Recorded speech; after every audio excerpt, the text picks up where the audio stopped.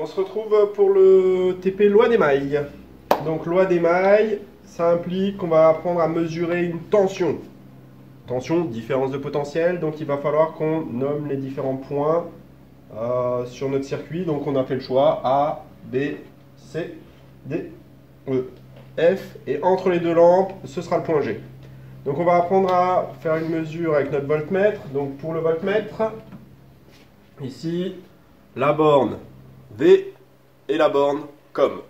Alors l'avantage et la facilité par rapport au montage précédent où on avait appris à mesurer l'intensité avec un ampèremètre, c'est que le voltmètre se branche en dérivation. Donc ça veut dire qu'on va pouvoir mettre notre câble rouge sur la borne V, notre câble noir sur la borne COM, et on va pouvoir faire nos mesures en venant juste en supplément à l'endroit qui nous intéresse.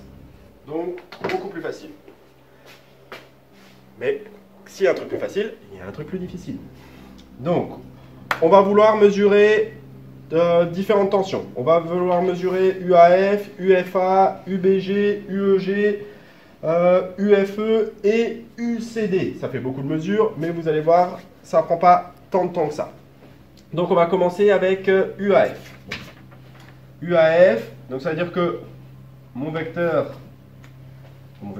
tension UAF, c'est-à-dire que ma pointe de la flèche, ça va être A, et la queue de la flèche, ce sera F. Donc voilà la tension UAF. Pour mesurer ça, pour mesurer cette tension, je vais placer mon voltmètre en dérivation. Donc je place mon voltmètre aux bornes du générateur. Je vais mettre au niveau de la pointe de ma flèche la borne V et la borne COM au niveau de la queue de ma flèche. Je travaille sans être sous tension. Je place mon voltmètre, donc le V au niveau du plus, le COM au niveau du moins. Je fais vérifier le montage. Après accord du professeur, je mets sous tension. Je règle ici mon voltmètre. Donc premier calibre 1000, deuxième calibre 200. Là, je sais que je ne dépasse pas les 15 volts, donc je vais me mettre sur le calibre 20. Et je vais obtenir donc 15 volts pour la tension UAF. Je vais passer à ma deuxième mesure, donc je débranche mon voltmètre. Cette fois-ci, on va vouloir mesurer UFA. Donc c'est au même endroit sur notre circuit, mais la flèche de la tension va être dans l'autre sens. Donc je remets mon voltmètre au même endroit. Par contre, ce sont les bornes qui vont changer. Donc le V, le COM qui sont intervertis. Donc ça veut dire que je vais avoir le V. Donc ici mon câble rouge qui va être sur la borne moins de mon générateur.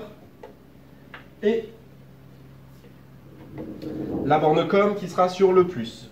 Je me fais vérifier, je mesure et je trouve cette fois-ci moins 15 volts. On n'oublie pas, en fait, une tension c'est une valeur algébrique. Donc elle peut être positive ou négative. Et du coup, quand on change le sens de notre tension, forcément, on trouve la même tension, mais avec un signe opposé. J'éteins. Et donc maintenant, on va accélérer un petit peu pour faire les mesures suivantes.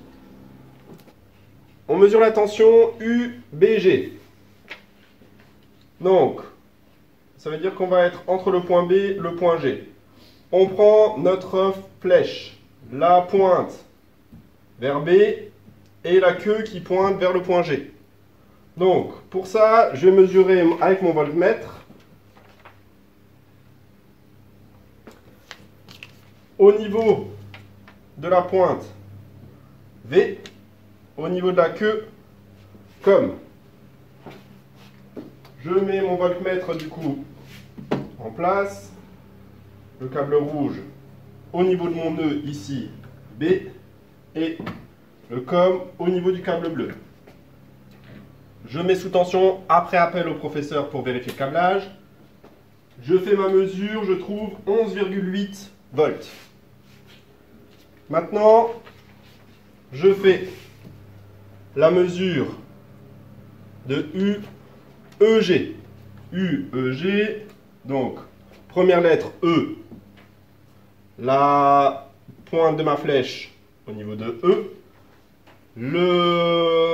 au niveau du point G, donc on a la queue de la flèche.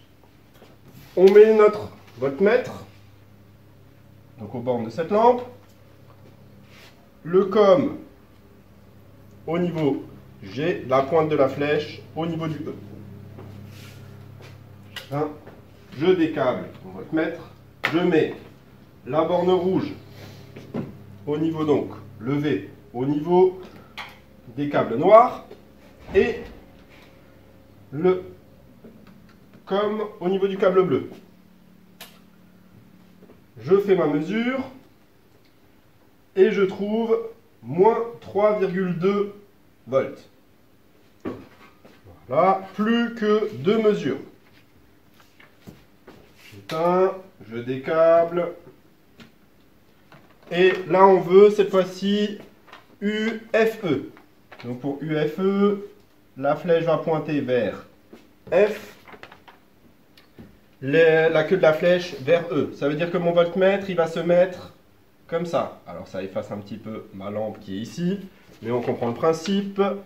Donc le V ici, comme ici. Ça veut dire qu'on va être, en fait, on va mettre notre voltmètre aux bornes du câble noir qui relie donc le voltmètre, le V, au niveau du moins du générateur et au niveau du nœud, le COM. Je fais une mesure et je trouve 0,01 volts. Donc on va pouvoir dire que cette tension elle est nulle par rapport aux autres valeurs. Ce 0,01, on voit que c'est vraiment l'incertitude sur l'appareil de mesure. Donc c'est pour ça qu'on peut considérer là, par rapport aux autres valeurs, qu'on est à 0 volts. Dernière mesure, donc je décable une dernière fois pour recabler. J'enlève ça et je dois mesurer UCD. Pour mesurer UCD, donc le C au niveau de la pointe de ma flèche de tension, D au niveau de la queue de la flèche de tension. Je mets mon voltmètre, la borne V du côté C, donc du côté rouge, la borne D du côté COM. Je mets mon câblage, donc je mets, ça veut dire que la mesure se fait au niveau du rhéostat, donc le rouge au niveau des câbles rouges, le noir au niveau du câble noir. Je mets sous tension, je fais ma mesure et je trouve 15,0 volts. Voilà, j'ai toutes les mesures pour pouvoir démontrer ma loi d'émail et extraire tout ce qui nous intéresse au niveau des tensions en électricité. On reprend notre TP tension. Donc maintenant, une partie, on va exploiter un petit peu ce qu'on a pu voir et ce qu'on a pu mesurer. Donc, sur le schéma, toutes les flèches des tensions qu'on a pu mesurer. Donc, je rappelle qu'une tension se note U. Et donc, la tension, c'est la différence de potentiel entre deux points. Et elle s'exprime en volts. Donc, c'est pour ça que la tension se note avec une flèche. Et que la première lettre de la flèche indique la pointe de la flèche, alors que la deuxième lettre, c'est pour la queue de la flèche. Donc c'est pour ça que c'est très important le sens dans lequel on va faire nos mesures, et c'est pour ça qu'avec le voltmètre, nous mettions la première lettre au niveau de notre borne V et la seconde lettre à notre borne COM. Donc la première mesure sur laquelle nous allons revenir, c'est UFE, qui est égal à 0 volts. UFE, c'était la tension aux bornes d'un câble. Donc ça veut dire qu'en fait, notre tension aux bornes d'un câble est nulle. Ça signifie que au bord d'un câble, tous les points vont être au même potentiel. Donc A, B et C sont au même potentiel. D, E et F sont aussi au même potentiel. Je reviens sur la tension donc UAF. égale à 15 volts. UCD égale à 15 volts aussi. On peut remarquer que A et C sont au même potentiel, et F et D sont aussi au même potentiel. Donc c'est normal de retrouver la même valeur. C'est-à-dire que tous les points qui sont reliés entre eux, en fait, se retrouvent au même potentiel. Donc, voilà pour la première chose. Deuxième chose, on a pu faire la mesure de UFA. UFA, c'était moins 15 volts. Donc on remarque bien que si on change le sens de mesure, en fait, on se retrouve avec UFA qui est égal à moins UAF. Donc la tension est une grandeur algébrique. Ça, c'est important à retenir, que U est algébrique. Ça veut dire que la tension peut être positive ou négative, et du coup, le sens dans lequel on va faire nos mesures est importante. Maintenant, une partie ultra importante, la loi des mailles. Donc là, on va juste voir l'application du TP. On reprendra dans une vidéo vraiment ce qu'il faut retenir par cœur de la loi des mailles. Et on fera aussi une vidéo vraiment sur l'application pour pouvoir s'entraîner et comprendre comment on l'utilise. Là, c'est une première utilisation. Donc déjà, on va se placer donc, dans la loi des mailles qui nous dit que la somme des tensions algébriques dans une maille doit être égale à 0. Donc, on va prendre la maille, une maille particulière, la maille E, G, B, C, D, et je reviens à mon point de départ, E. Donc je vais travailler dans cette maille-là. Pour la loi des mailles, il faut que je mette une convention, je choisis un point de départ, donc ici E, et je choisis une orientation, un sens. Ici, je vais choisir l'ordre des lettres que j'ai choisi, et du coup, je vais tourner comme ça. La loi des mailles nous indique que à chaque fois qu'on aura une tension qui est dans le sens opposé à notre sens d'orientation, on mettra un signe moins, alors que quand on est dans le même sens, on mettra un signe plus. Donc je pars de mon point E, je regarde la tension UEG.